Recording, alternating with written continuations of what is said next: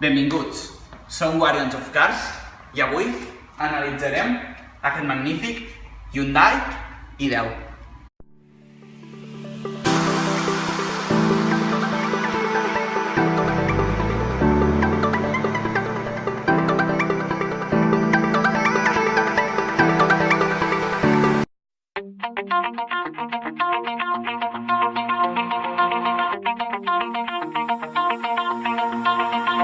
Pull my heart out of my chest, train my mind so I forget. Sink your teeth into my bones, dig me out, then fill the hole. Tell me. Ara passarem a analitzar l'interior d'aquest nou Hyundai i10.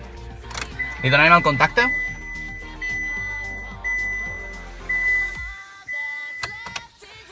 Veieu? Tenim elevalunes elèctrics per a les places de davant. Tenim un volant amb goma, amb dos botons. Aquí tenim una petita pantalla on tindrem el sistema de ràdio. Després passarem aquí i trobarem l'aire condicionat. Aquí la toma auxiliar, l'USB i la toma de 12 volts. Aquí tenim un canvi de 5 velocitats. Com veieu, l'acabat és personalitzable. I tenim fre de mà elèctric, una altra toma de 12 volts. Ja passem a analitzar els espais per deixar objectes. A les portes,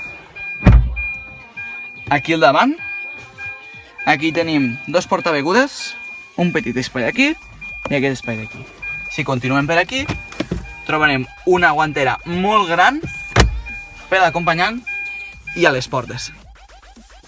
Ara passarem a analitzar les places d'enrere d'aquest Hyundai i10. Hi trobarem 3 places, 3 seients, amb 3 reposacaps, anclatges isofix, acabat en tela, per deixar objectes a les portes, com aquí podreu veure, i aquí. També tindrem aquest pràctic espai, i en quant a espai, doncs bé, estem dins d'un urbà. Però la veritat, per a les cames no tindrem cap problema, podrem posar-les bé. I pel cap ens sobrà. Per tant, per trajectes urbans, per trajectes curts, podrem viatjar molt còmodament. Ara passarem a analitzar el maleter d'aquest Hyundai i10. L'obrirem i com veiem, tenim un espai que està bé per ser un urbà. Tenim 252 litres amb una roda de recanvi, la veritat és que ens ha semblat molt bé, tenint en compte el poc espai que té. I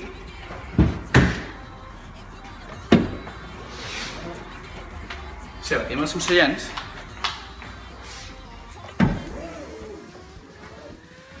podrem augmentar considerablement el seu espai per deixar l'equipatge. Ara passarem a analitzar el motor d'aquest nou Hyundai i10. Concretament, tindrem un bloc motor de gasolina d'1,2 litres que generarà una potència total de 87 cavalls.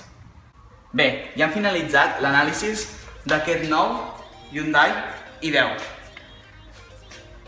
Doneu-li un bon like, compartiu el vídeo, subscriviu-vos i no us oblideu de seguir-nos a Instagram. Som Guardians of Cars, conduir és la nostra passió.